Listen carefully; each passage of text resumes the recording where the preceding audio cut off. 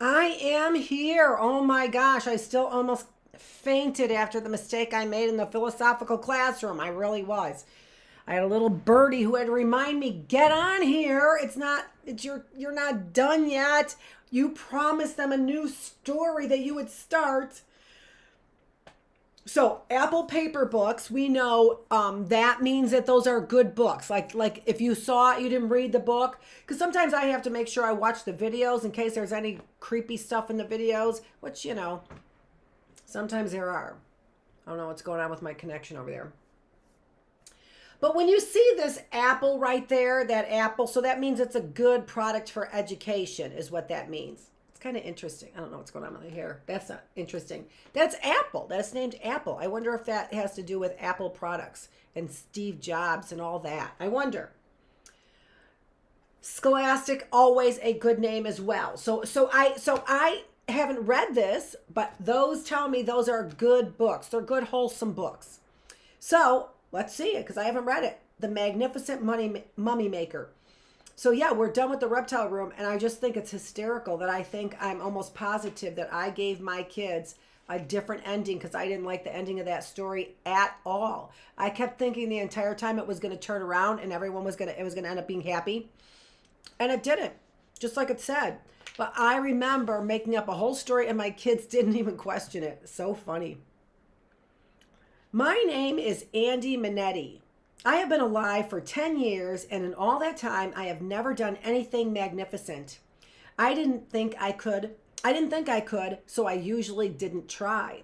Jason, my 10-year-old stepbrother, on the other hand, has been doing magnificent things since the day he was born. He is so magnificent that my stepmother, Marie, can't bear to part with anything her son puts his hand to. A perfectly scored spelling test that Jason had taken in the 3rd grade is hanging on the bulletin board in our kitchen, even though Jason is now in the 5th grade. Jason has an incredible memory, as most gifted children do, my stepmother always says when she shows people the paper, along with all of Jason's other magnificent test papers hanging on the board.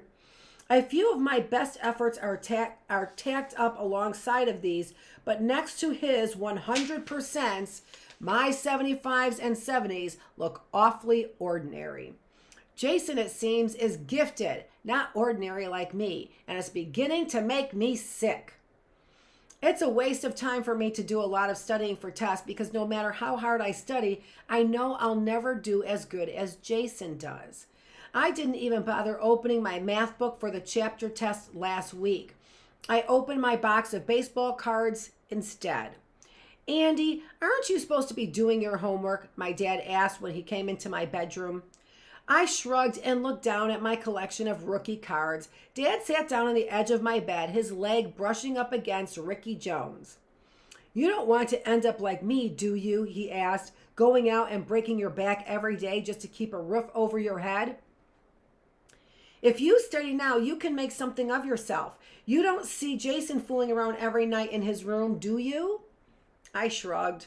No, you don't, Dad went on, because Jason knows how to study, how to apply himself. I groaned and looked at the wall.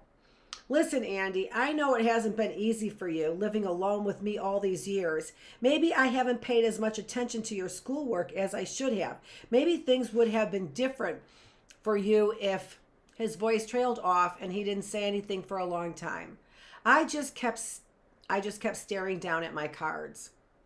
I just want the best for you, Andy, Dad finally said. And let me tell you something else. He leaned over and lowered his voice. Jason may be smart, but you're no dummy either. You can pull these grades up if you want to. All you have to do is try. Jason wants those A's, and he wants them real bad. If you want them bad enough, you can get them too. Right, I muttered after he left the room. All I have to do is want great grades, and like magic, my report card will instantly be transformed. I looked down at my math book on the floor and back to my baseball cards. I never did open my math book that night. It seemed so useless, and besides, my mind was on other things. I couldn't help thinking about my dad and started to say about how things would have been different if if my mom hadn't died when I was a baby.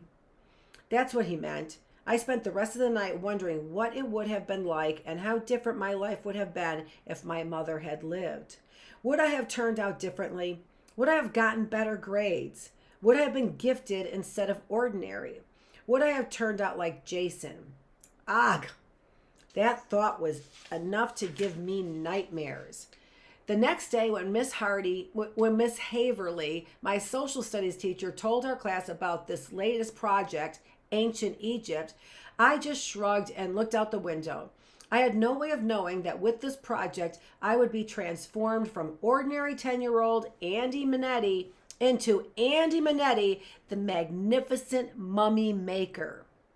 All the fifth grades will be studying ancient Egypt, and each class will work on a display to represent the amazing civilization, Miss Haverly explained to the class, her face flushed with excitement. This was Miss Haverly's first year teaching, and whenever she talked about a new project, her eyes lit up and she blushed a deep pink. Today, we'll be reading about how the ancient Egyptian viewed death. Miss Haverly was saying now, I'll be handing out study sheets that show you some of the symbols and script called hieroglyphics that the Egyptian writers used. These writers were called scribes. We'll be going over the sheets tomorrow, and then I want you to study the symbols so that we can use them correctly in our display. Ancient Egypt was amazing. I yawned at Miss Haverly's voice as Miss Haverly's voice became a jumble of background noise. I wasn't thinking about ancient Egypt. Ancient Egypt seemed boring. I was thinking about my baseball card collection and wondering if Max Silvestri would trade his Ken Griffey Jr. for a Will Clark. Now that was interesting. So she was saying ancient Egypt was amazing. Not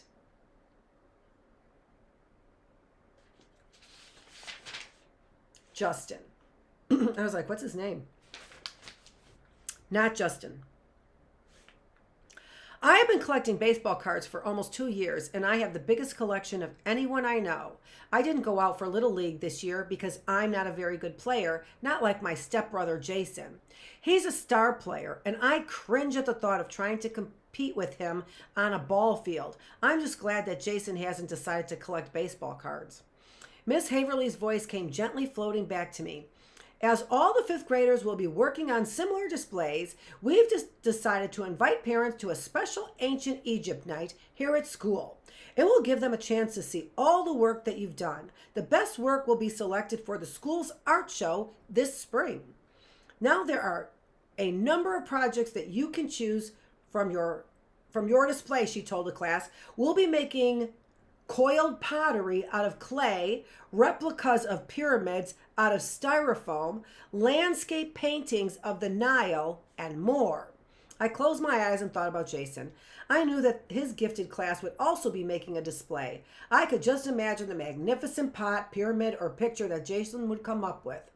And I knew that it would probably be so good that it would win a prize in the art show, and Jason would come home with yet another ribbon.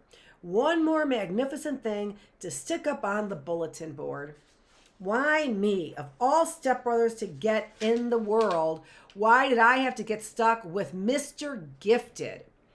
And if that's not bad enough, he has to be the same age, in the same school, and now we both have to work on the same boring project. Hey, Andy, wake up and pass these down. A familiar voice suddenly broke into my thoughts. I opened my eyes to see my best friend, Kegan McGrath, who was sitting in front of me, handing me a stack of study sheets. I'm sorry, Keg, I whispered, taking a sheet and passing the rest to the girl behind me. Now I want everyone's attention as I tell you about the most exciting part of our study. Miss Haverly's voice was soaring. We will be taking a trip to the Barton Museum of Fine Arts, she told the class. Some of you may have already heard of their Secrets of the Nile exhibition that is there this month. At this announcement, a collective sigh of pleasure circulated around the room. I shrugged. I didn't see anything exciting about a museum. I think museums are boring. I wish we could visit a ballpark instead. Now that would be exciting. Miss Haverly's eyes grew wide. We're going to be able to get a chance to see some magnificent artifacts that were created in Egypt centuries ago, she continued. After our visit, we will be using all the information we've gathered and will be ready to create a magnificent display on our own. The very best work will go on to be displayed in the museum's children's gallery. Miss Haverly beamed with an exuberance of hope. I sighed the pained sigh of hopeless. I didn't expect to create anything magnificent. I shoved the paper full of strange symbols into my social studies book without even looking at it. I closed my eyes again and tried to think about my baseball cards, but couldn't. All I could think about was the big, boring museum we'd be visiting with rooms full of boring old stuff. Then we'd all come back to the school to work on some boring display. I was about to yawn when I heard Katie Donaldson ask, Miss Haverly, will there be any mummies at the museum? I opened my eyes on hearing Miss Haverly's reply. Yes, there is a mummy in the exhibit. How old is it? Kevin Munsa wanted to know. The museum's brochure said that it is believed to be over 2,000 years old. I think that now would be a good time to look at our fact finder sheet on mummies, she said. Katie, will you please read the first paragraph? I shuffled through my papers and found the one on mummies. There was a picture of a mummy wrapped and unwrapped. Wrapped looked weird, but unwrapped looked weirder. There was this old bony person that was almost a skeleton. I followed along as Katie began to read. The Egyptians believed that life after death was very much like life on earth. They protected and preserved their dead for this reason. The pyramids were used to protect the body. Body preservation, a process known as mummification, was developed around 2600 BC. Wow. Mummification might take as long as 70 days. First, the brain was removed from the body, often through the nostrils. Oh my gosh. And that was 2,600 years before our common time as we know it, BC, before Christ, who started a new time, right? So BC, before our common time as we know it, 2,600 years, 2,600 BC. That's crazy. And the knowledge that they have. And they said that these people were like, well, they were supposed to be like what? Apes? They were sucking brains through nostrils. Oh, gross, Katie cried. We all began to laugh and hold our noses. Miss Haverly waited for the commotion to die down before telling Nelson Walters to continue reading. Next, the other vital organs were taken out. They were put in sealed, airtight jars. Then the body was allowed to dry out for 40 days. The Egyptians used a salt compound called natron to do this. The body was then treated with molten resin and oils and finally wrapped in linen bandages. All right, you can stop here, Miss Haverly said. That's enough about mummies for now. You'll all get to see one next week, and we'll be talking more about them, so hang on to your sheets. Now let's turn to page 59 in our books. A mummy, I whispered the word under my breath as I mechanically turned the page of my social studies book. I felt a slight breeze sweep over the back of my shoulders, and the hair on my arms stood up. What would it be like to see a real mummy? I wondered, would it smell? Would we be able to touch it? A strange feeling of excitement tinged with fear crept over me as I thought about a body that was thousands of years old. Miss Haverly's voice came back to me as she began to read aloud. Since the Egyptians believed in an afterlife, everything that the dead would have needed to survive in real life was placed in the tomb, such as food, clothing, jewelry, and weapons. In this way, the Egyptians felt their happiness was ensured in the afterlife. Miss Haverly paused. Any questions or comments, she asked. If it were my tomb, Keg spoke up, and they wanted to ensure my happiness in the afterlife, I would need a TV, my 3 kittens, my fish, floater, and 2,000-year-old supply of soda and potato chips. Everyone laughed at this, even Miss Haverly. That was Keg. Well, Keg, I don't think television sets were found in any tombs from ancient Egypt, but everything else you mentioned probably was. They did place offerings of food and many other things in the tomb. And if they didn't use the real thing, they would use replicas. Let's all turn to page 62 to see an example of this. I turned the page and looked down to see a model ship filled with little toy Egyptian men rowing. It reminded me of my pirate ship filled with action figures. This is a replica of a boat outfitted with slaves and supplies. It was found by archaeologists in a tomb dating back over 3,000 years ago, Miss Haverly told us. I wonder what it's like to be a mummy in a tomb for 3,000 years, Keg said. As we spent the rest of the period talking about tombs and mummies, I began to realize that ancient Egypt wasn't going to be as boring as I thought it would be. For the rest of the day, I thought about the mummy we were going to see in the museum on Tuesday. I had a hard time falling asleep that night. My dad and Marie were going over bills at the kitchen table, so the TV wasn't on. The house was quiet, too quiet, I thought, like a tomb. I suddenly felt chilled and pulled my sheets up to my neck. This only made me feel worse as I imagined myself wrapped from head to foot in bandages like a mummy. I threw off the sheet and buried my head under my pillow. I finally fell asleep, but I had the strangest dream. I dreamed that all of my baseball cards had turned into mummy cards. Instead of a picture of a player on each card, there was a picture of a mummy. When I woke up the next morning, I leaned over my bed and pulled up a box full of cards from the floor. I sighed with relief as I ran my fingers over the familiar faces and figures of the ball players printed on my cards. I tried putting the unsettling dream out of my mind. I tried to forget about mummies altogether, but couldn't. I spent the entire week thinking about the visit to the museum, wondering and worrying. I didn't know why, but it was as though an alarm would go off in me at every mention or thought of the word mummy. How cool is that? Now let me see I don't know how much time we have been on here, and I don't know if it tells me. Yeah, and I also am so upset because I don't have the closed caption on. So I'm not going to have that a little bit later on. And I'm not sure how long I've been on for.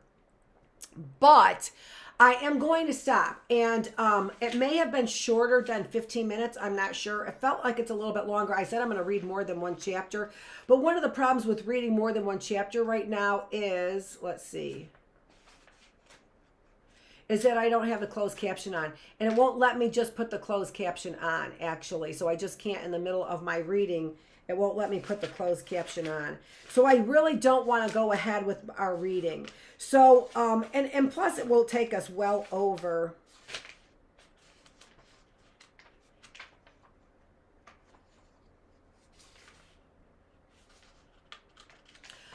It will take us well over our time. So I don't want to do that. I'm going to look to see how long this took us to read that. And again, I don't have the closed caption on. And I got on here late, so it's 3:45. We were supposed to start. Yeah, so we already had the 15 minutes for sure we did, even though I started quite a bit late, probably 3:30. We had the 15 minutes. All right, so that's all that I have. We will go with chapter 2 on Tuesday. I will see you Tuesday. This is Dr. Annette Feravich, and I am the teacher, and thank you for joining me here in the classroom, in particular, the reading room. Thanks.